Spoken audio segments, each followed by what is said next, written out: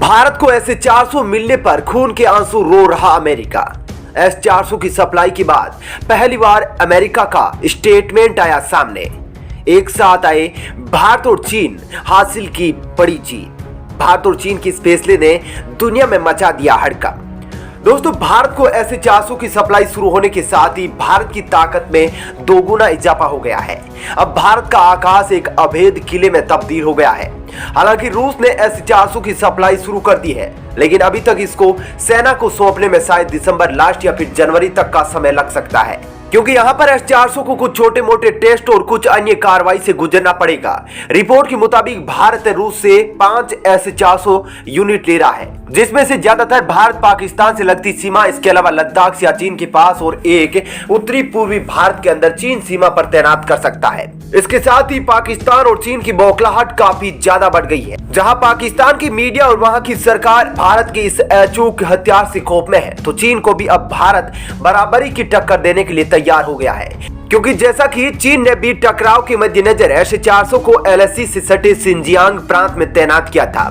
लेकिन दोस्तों, भारत के S-400 पर सबसे बड़ा रोड़ा अमेरिका है। अमेरिका जब से रूस और भारत के बीच इस डील को साइन किया गया है, तभी से लगातार खून के आंसू रो रहा है और इसे एक गलत कदम बता रहा है। हालांकि भारत ने साफ तौर पर सुरक्षा हित के लिए यह कह दिया है कि वह इस हथियार की खरीद को जारी रखेगा, लेकिन जैसा कि S-400 की सप्लाई भी शुरू हो चुकी है, ऐसे में अमेरिका के द्वारा S-400 पर तलवार लटक गई है। ऐसे में यह जानना जरूरी हो गया है कि S-400 की सप्लाई के बाद अमेरिका की ओर से किस प्रकार का स्टेटमेंट सामने आया है। क्या बात अमेरिका ने बोली है कि अमेरिका काष्ठा में छूट देगा या फिर अभी इस पर विचार चल रहा है, यह सब बताएंगे। उससे पहले भारतीय सेना के S-400 के साथ जुड़ने पर आप क्या कहना चाहते हैं, इसका श्रेय किसे देना चाहते हैं, कमेंट में जय हिंद लिखकर जरूर बताइएगा और वीडियो को अंत तक देखिएगा।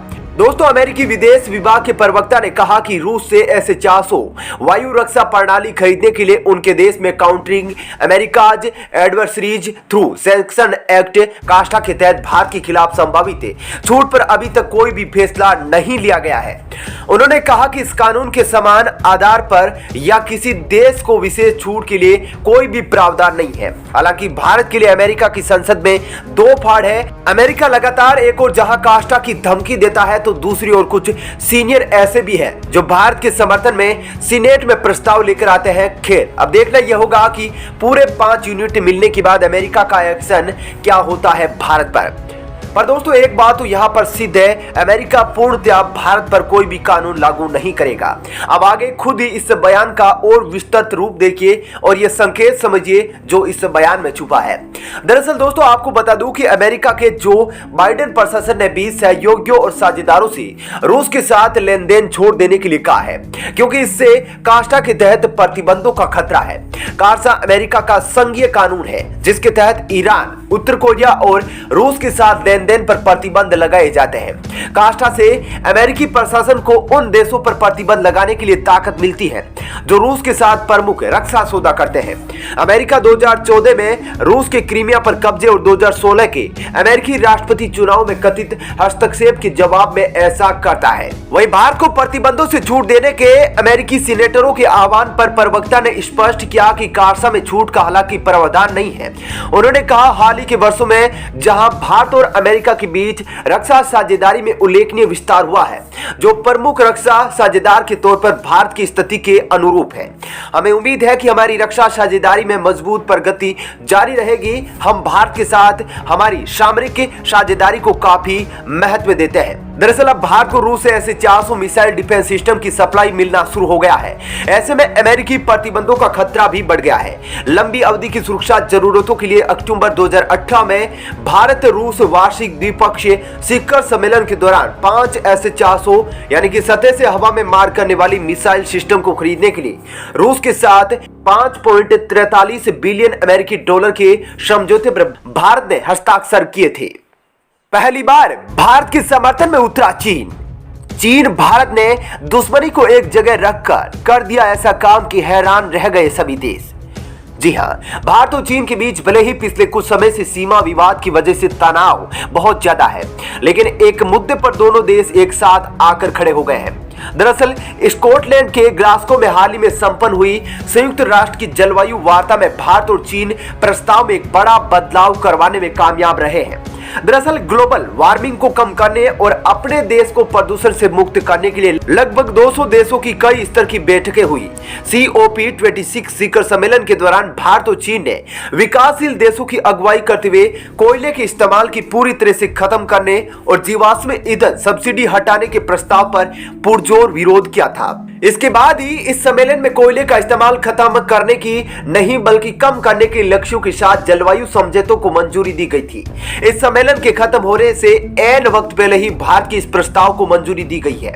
इसी के साथ ही कोयले से जुड़े फेज डाउन शब्द ने पूरी दुनिया का ध्यान खींच लिया है। दरअसल सम्मेलन में पेश मसौदे में सभी देशों को कोयले के इस्तेमाल के लिए फेज आउट यानी कोयले के इस्तेमाल को पूरी तरह से बंद करना पर सहमति देनी थी, लेकिन आखिरी पलों में भारत और चीन ने इसे अपनी जरूरत के हिसाब से फेज डाउन करा लिया। इस समझौते में कार्बन उत्सर्जन में कटौती और विकासशील देशों के लिए मदद का वादा किया गया था। मौजूदा दौर में जो कोशिशें की जा रही है वह धरती के तापमान की वृद्धि को 1.5 डिग्री सेल्सियस तक सीमित करने के लक्ष्य को नाकाफी साबित हो रही है। ग्लासगो शिखर सम्मेलन में बातचीत के मसौदे में कोयले के इस्तेमाल को खत्म करने की प्रतिबद्धता को शामिल किया गया था, लेकिन भारत ने इसे लेकर विरोध जताया था। भारत के जलवायु मंत्री भूपेंद्र यादव ने पूछा था कि विकासशील देश कोयले और जीवाश्म ईंधन के इस्तेमाल को खत्म करने का वादा कैसे कर सकते हैं, जबकि उन्हें अभी भी अपने विकास के एजेंडों और गरीबी उन्मूलन से निपटना है। भारत और चीन के विरोध के बाद यह सहमति बनी कि कुछ देश कोयले के इस्तेमाल को पूरी तरह खत्म ना करके धीरे धीरे कम करेंगे, जिससे कई देशों में नाराजगी भी देखने को मिलेगी। COP26 शिखर सम्मेलन के अध्यक्ष आलोक शर्मा ने कहा कि इस तरह की परिस्थितियों के सामने आने से उन्हें दुख है। चीन और भारत की इस एकजुटता के बाद शर्मा ने कहा कि भारत और चीन को खुद ही जलवायु परिवर्तन के खतरे से जूझ रहे तमाम देशों को अपने इस फैसले को समझाना होगा। हालांकि उन्होंने यह भी कहा कि यह ऐतिहासिक समझौता 1.5 डिग्री तक की तापमान वृद्धि के लक्ष्यों के हिसाब से सही है। दोस्तों, दरअसल BBC 1 के एंड्रयू मार्सो में आलोक शर्मा ने कहा कि चीन और भारत ने जो किया वो उन्हें क्लाइमेट चेंज के प्रति संवेदनशील देशों को समझाना होगा कि आखिर उनका यह कदम उचित कैसे है। हालांकि मैं भी यह जानता हूं कि सम्मेलन में कई मायनों में यह ऐतिहासिक रहा है। चीन ने भारत का साथ देते हुए विकसित देशों से कार्बन उत्सर्जन को लेकर जवाबदेही मांगी है। चीन के विदेश मंत्रालय के प्रवक्ता झाओ लिजियान ने एक बयान में कहा कि कोयले के इस्तेमाल को खत्म करना एक लंबी प्रक्रिया है, जिसके लिए विकासशील देशों की ऊर्जा की मांग को भी ध्यान में रखा जाना चाहिए। झाओ ने कहा, हम विकसित देशों से मांग करते हैं कि पहले वे कोयले का इस्तेमाल बंद करें और ऊर्जा के वैकल्पिक स्रोतों की तरफ आगे बढ़ने के लिए विकासशील देशों को आर्थिक और तकनीकी मदद मुहैया करवाएं।